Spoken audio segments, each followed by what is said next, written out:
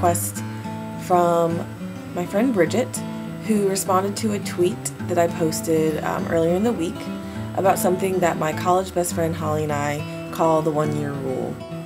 Let me put it to you this way. Holly and I made some questionable decisions.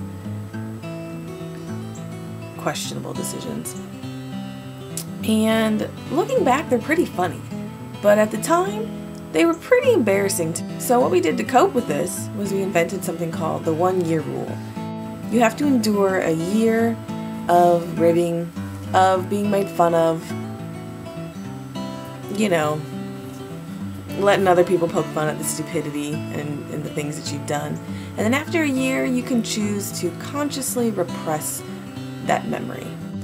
After the year, no one is allowed to make fun of you for it. It cannot be brought up unless you, the memory maker, brings it up. It just didn't happen. And you can forget that, you know, you were ever so silly, ever so naive, ever so dumb. Sometimes you listen to your best friend and she encourages you to respond to a MySpace message that you've received. You're looking at this person's picture on MySpace and it's a little fuzzy. You know, I mean, but it's kind to you, not me. It seems artistic.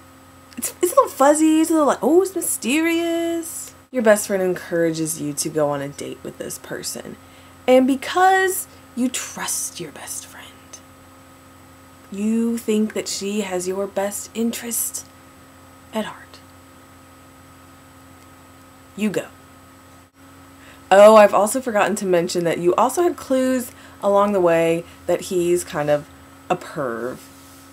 I can't even say and put it out there why you should have known better, but you didn't, okay? And so you walk down to the front desk to meet this person, and you realize why he had a fuzzy picture. Because he has a crazy eye, and this is a problem.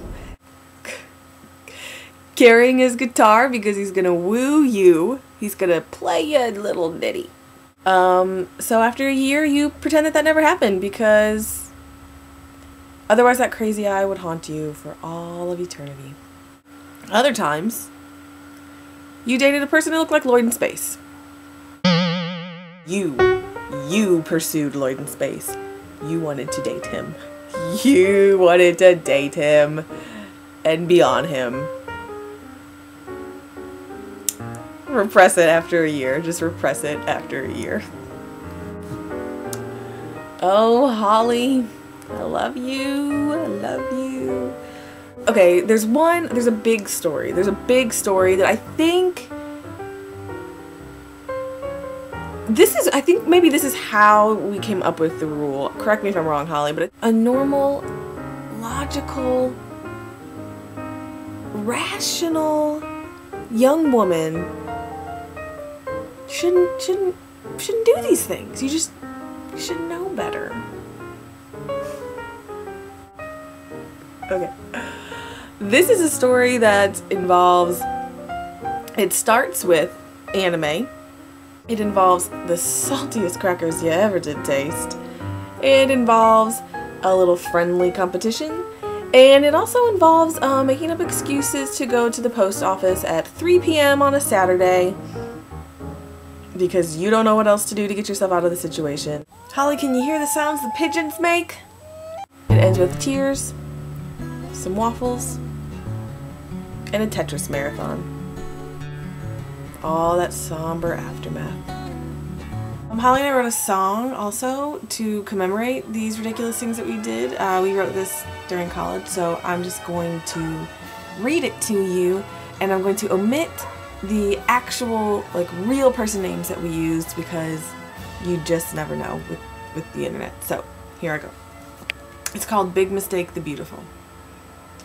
For spacious teeth in Nicka's mouth, for freckled plains of red, for what's-his-face's Christmas threads, for Lloyd's enormous head, for so-and-so's exclamation points, for Shake's orgasmic chill, for Fishy's lack of get-her-up, for you-know-who was quick to spill, for his enormous flaccid dick, for romps with drummer boys, for the idiot you almost screwed. You've filled our lives with joys.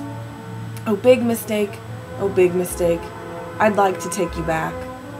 But no, we can't. You are still here. Our sex lives now do lack. I hope you enjoyed that little, walk down memory lane, and that now you understand the 1-year rule, and if you choose, it is now, it's your, put it in your toolbox, use it for life. If you need it, just repress it.